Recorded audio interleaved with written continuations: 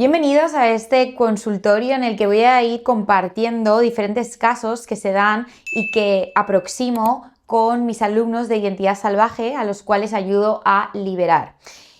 Ayudo a este método de liberación que también ellos aprenden para su día a día, para que así no tengan que estar dependientes de un terapeuta o que si lo necesitan sepan ellos con su discernimiento qué tipo de terapia o qué tipo de persona necesitan para su bloqueo actual.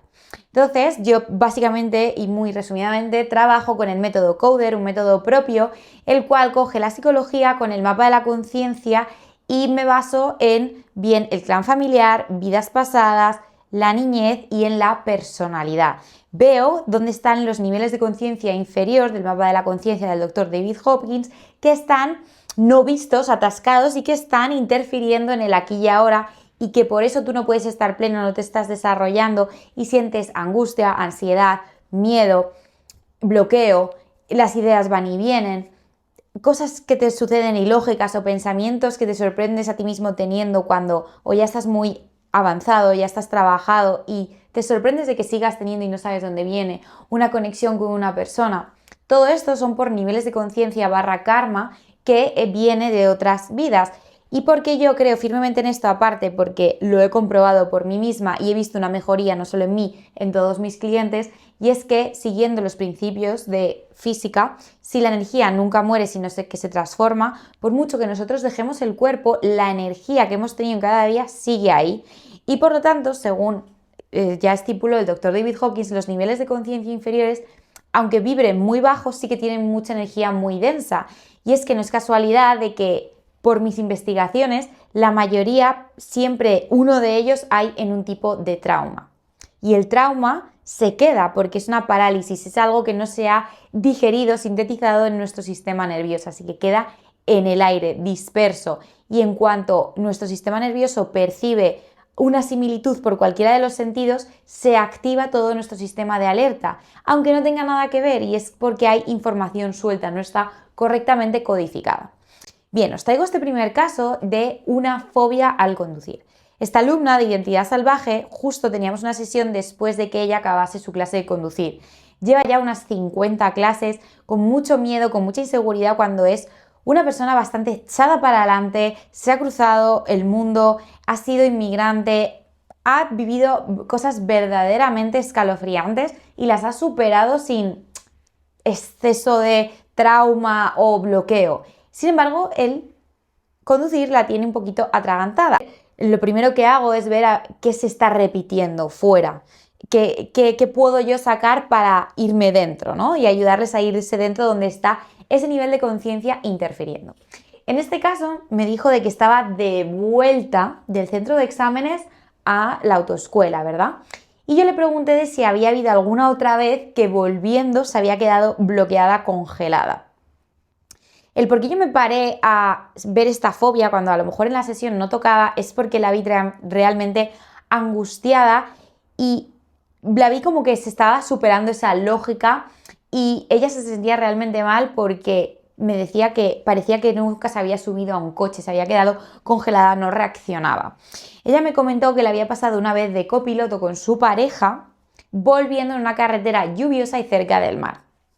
Es verdad que aquí yo ya me conecté con su campo y sí que me vinieron unas imágenes de un acantilado, lluvia y mar.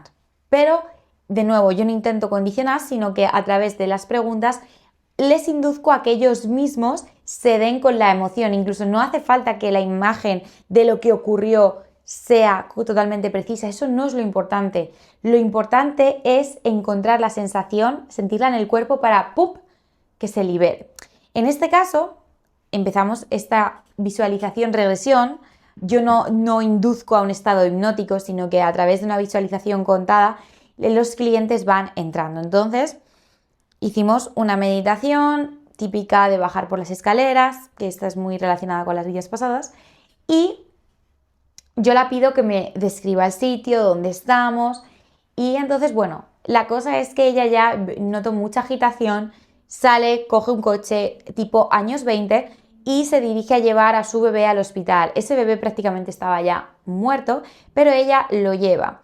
Hay mucha culpa en ella porque, bueno, pues lo había dejado con unas nanis aún estando enfermito y ella se había ido pues a un evento social porque estaba en una clase alta, ¿no?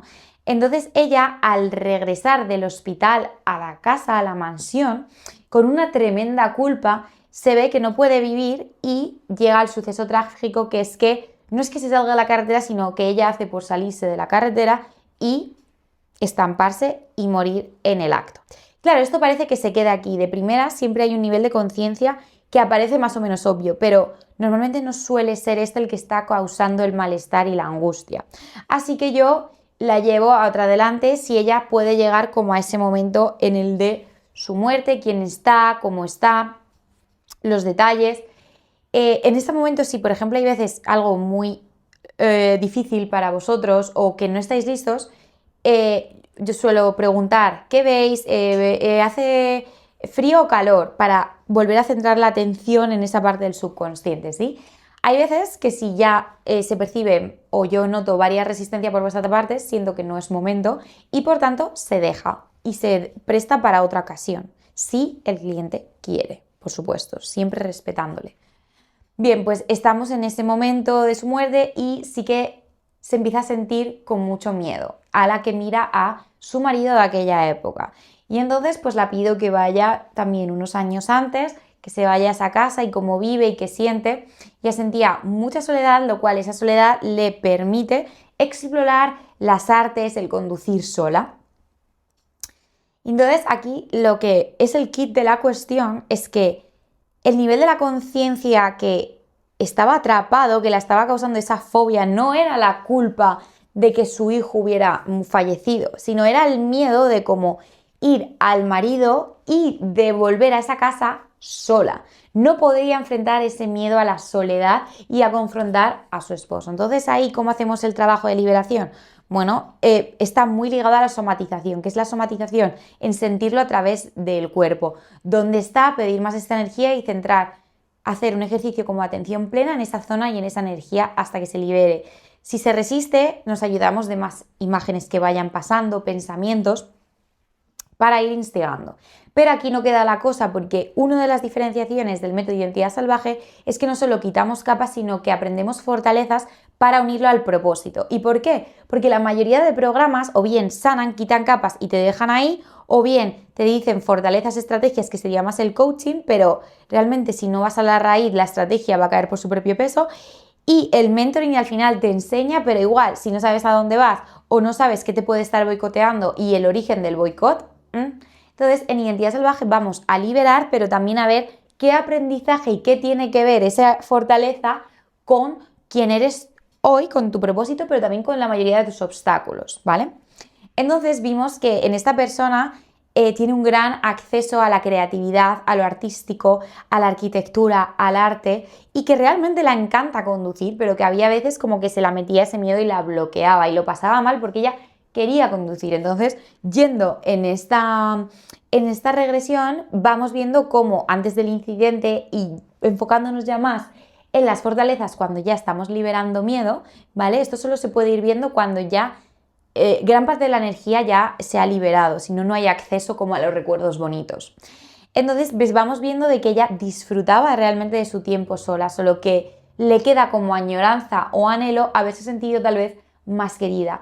Había también ahí una deuda, unos reproches a esos papás de aquella época, como un enfado, se liberó también, pero donde nos fuimos a centrar era en que sacase esa fortaleza en si no hubieras estado tanto tiempo sola sin tu marido, que aunque no te hubiera querido o no, te permitió acceder a todo eso, en esta vida no traerías esta evolución de talento y de visión en lo arquitectónico, en el arte. Porque ya muchos de los dones que ya venís sabidos, en mi caso, por ejemplo, la enseñanza, es muy, muy fácil el comunicar, pues porque ha sido algo que ya he trabajado en otras vidas y es que esto lo he visto y es que tiene su lógica porque yo no he practicado. O sea, he sido maestra pero de niños y de adultos, pero no desarrollando habilidades de maestra, sino ya más a la templanza, a la paciencia, que son cosas que ahora en el acompañamiento de las personas me es fundamental. O sea, gracias a una habilidad, a un don, yo he desarrollado algo que me bloqueaba y que se tenía que convertir en un don para mi propósito, que es el acompañar, el guiar a las personas, el traer a las personas ese entendimiento y esa ingeniería del ser humano de cómo se conecta todo, no solo visible, sino también invisible. Volviendo a este caso, entonces vamos viendo cómo al final de esa vida, esas fortalezas, vamos sacando adjetivos, pues autonomía, supervivencia sola, amor, creatividad, y también mencionamos lo que nos dejamos pendiente, los anhelos. ¿Por qué? Porque probablemente esos anhelos también los traigamos a esta vida. Y los anhelos o bien nos podemos dejar llevar por ellos y es que nos salimos de, ay, es que ojalá pudiera, ay, es que... O los podemos servir como push, al verlo decir, vale, si yo esto me lo dejé pendiente, sé que voy a tener una dificultad añadida, pero que a la vez es lo que yo más quiero conseguir, ¿no? Entonces ahí nos agarramos como al deseo, a la ambición para empujarnos, que ojo, en algún momento hay que soltar, ¿vale? Porque si estamos todo el rato en deseo, vamos a querer más o el no conseguirlo nos va a frustrar. Al final es ir a hacer todo por instinto, por voluntariedad, por gusto, ¿vale? Por servir al otro, por aportar ese granito de arena desde nuestro lado para hacer el bien, ¿ok? Entonces ya liberamos culpa, la culpa nos llevó al miedo atroz que era realmente lo que la tenía bloqueada y por eso cada vez que volvía a casa era como terror, en plan, me voy a enfrentar, ¿no? En ese miedo de muerte y es que también murió en un trayecto de vuelta, pero no es solo el trayecto, ¿vale? Es lo que había detrás, ¿sí? Lo estáis entendiendo, por eso Identidad Salvaje es tan profundo, porque es que no dejamos nada sin hilar, nada suelto, tampoco nos distraemos en el contenido, no es importante si era el 1920 o el 1930, si era gris o era marrón el castillo, no, lo importante es cómo se sentía la persona antes, cómo se ha sentido durante y cómo se siente ahora, si tiene claridad en su propósito, si tiene claridad consigo misma y sobre todo qué cambios está viendo. Esta persona a la semana se atrevía a coger el coche de su pareja, con su pareja al lado, claro está, y hizo unas prácticas y se atrevió a disfrutar cuando nunca lo había pedido. Aquí os muestro, ¿vale?, cómo es un caso de identidad salvaje, cómo funcionan los niveles de conciencia y cómo estos nos pueden bloquear, pero a la vez también impulsar. También me podéis dejar vuestras dudas aquí y iré contestando, os iré dando aproximaciones de lo que creo. De nuevo, no os puedo decir un patrón aproximado, pero al final cada persona tiene un patrón mental, emocional, de conciencia diferente, ninguno se repite. Yo sigo una metodología que me va llevando en los lados donde más enturbiado se pone, donde más difícil es llegar, pero no hay un patrón determinado de qué culpa te llega, apatía o tal. Cada persona es según lo vive, ¿sí?